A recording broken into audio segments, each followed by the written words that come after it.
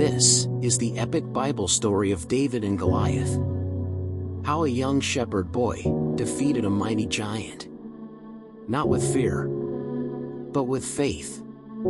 Stay with us to the end to discover how one act of courage changed Israel's future and the powerful life lessons it teaches us today. In the hills of Bethlehem, Jesse's sons were summoned to war. Strong, tall, they marched off to face the Philistines. But David, the youngest, remained behind. In the quiet fields, tending his father's sheep. While others trained for battle, David sang songs to God. He fought off lions and bears, not with armor, but with a sling and faith. Far from Bethlehem, the Philistine army gathered. From their ranks stepped a giant, Goliath, nearly 10 feet tall, covered in bronze armor. And every morning, he shouted, "Send me a man to fight me." For 40 days, no one in Israel moved. Not even King Saul, a man once known for his courage. Back home, Jesse called David. "Take food to your brothers," he said, "and see how they are doing." David obeyed and left early the next morning. As David arrived at the battlefield, he heard Goliath's mocking voice echo once more. The soldiers drew back in fear, but David stood firm. "Who is this giant?" he asked. "Who defies the armies of the living God?" His oldest brother grew angry. "Why have you come?" he snapped. "You just want to watch the fight." David replied, "Is there not a cause?" Word reached King Saul, and David was brought before him. "You are just a boy," Saul said. "You cannot fight him." But David answered, "When a lion or bear took a lamb, I struck it down. The Lord who rescued me then will deliver me now." Saul agreed. He offered David his armor, but it didn't fit. David removed it. He chose 5 smooth stones from a stream and carried only his sling.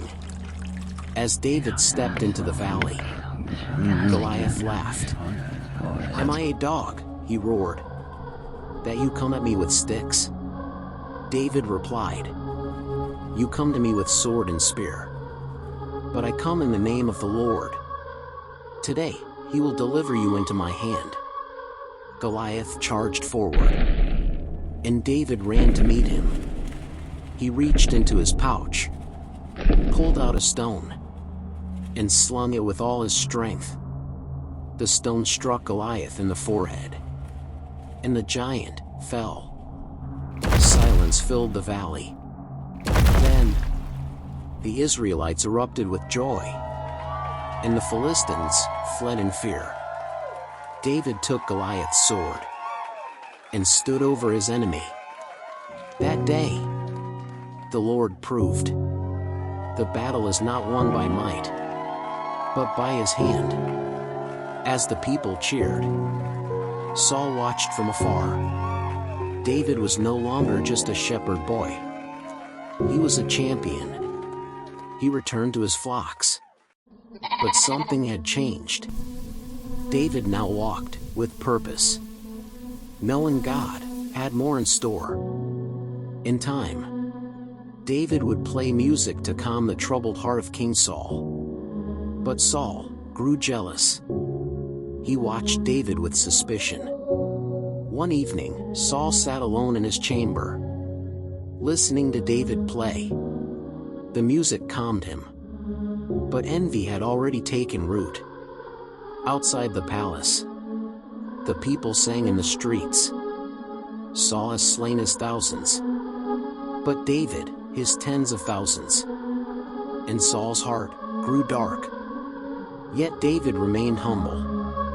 He served with honor, fought with courage, and trusted God every step of the way. In quiet moments, David would look out over the hills of Jerusalem, the city he would one day call his own. He was just a boy. But God had chosen him to become king. Because faith is greater than fear. And when God is with you, no giant can stand. So what can we learn from David's story? God uses ordinary people for extraordinary victories. Faith, not strength or size, wins the real battles. Humility after victory is as important as courage before it. And here's a reminder.